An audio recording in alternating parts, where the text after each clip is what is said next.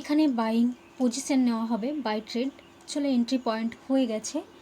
তো এখান থেকে একটা বাইং পজিশন থাকবে, এর লজিকটা থাকবে মার্কেট অ্যাসেল হান্ট করার জন্য ওপরে যাবে। এখানে যতগুলো সেলিং ট্রেড নিয়েছে, যতগুলো এখানে সেল পজিশন হয়েছে, তাদের সব কটাকে অ্যাসেল হিট করবে। এখানে দেখতে পাচ্ছি যে সেলিং পজিশন যেটা নিয়েছে তাদের সব কটা অ্যাসেল হিট করবে, ফির লিকুইডেড জোন থেকে ফির আবার রিটার্ন হয়তো আসতে পারে। তো চলো এই প্ল্যানিংয়ে এই ট্রেডটা নেওয়া হয়েছে, লিকুইডেট করে ফির আবার সাপোর্ট জোন থেকে ফির আবার ফল করবে। তো এখানে দেখতে পাচ্ছি মার্কেট প্রথম টার্গেট থাকবে 1:2, এটা থাকবে প্রথম টার্গেট।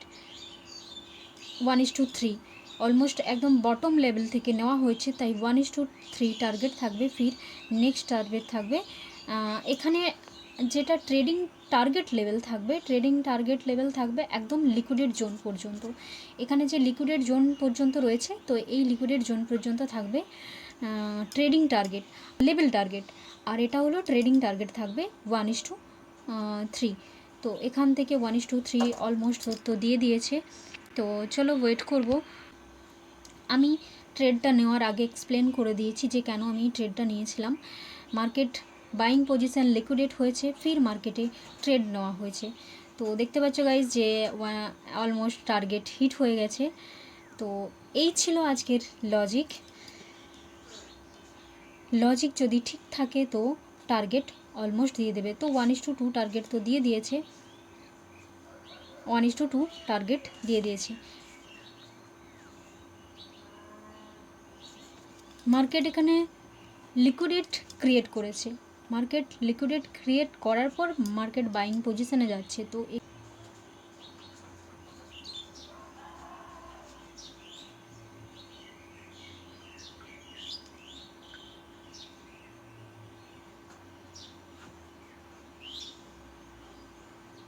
এখানে একটা সাপোর্ট জোন রয়েছে, যার জন্য মার্কেট এখানে পজ নিচ্ছে। সাপোর্ট জোন, এই সাপোর্ট জোন বরাবর মার্কেট পজ নিচ্ছে। তো এটা ব্রেকআউট করে দিলে ফির আই হোপ টার্গেট লেভেল দিয়ে দেবে।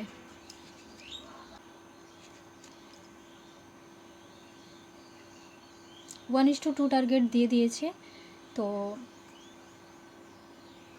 আরেকটা স্পাইক, তাহলে পুরো 1:3 টার্গেট দিয়ে দেবে।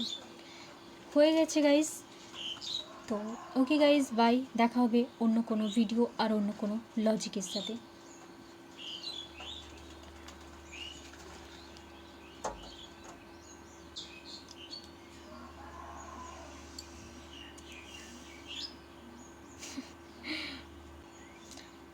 এখানে ট্রেড কাট হবে, কারণ এখান থেকে হয়তো পুল ব্যাক নিতে পারে।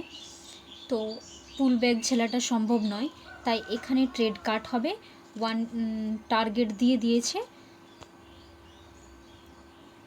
এখানে টার্গেট দিয়ে দিয়েছে। তো ওকে গাইজ, বাই, দেখা হবে অন্য কোনো ভিডিওতে অন্য কোনো লজিকের সাথে।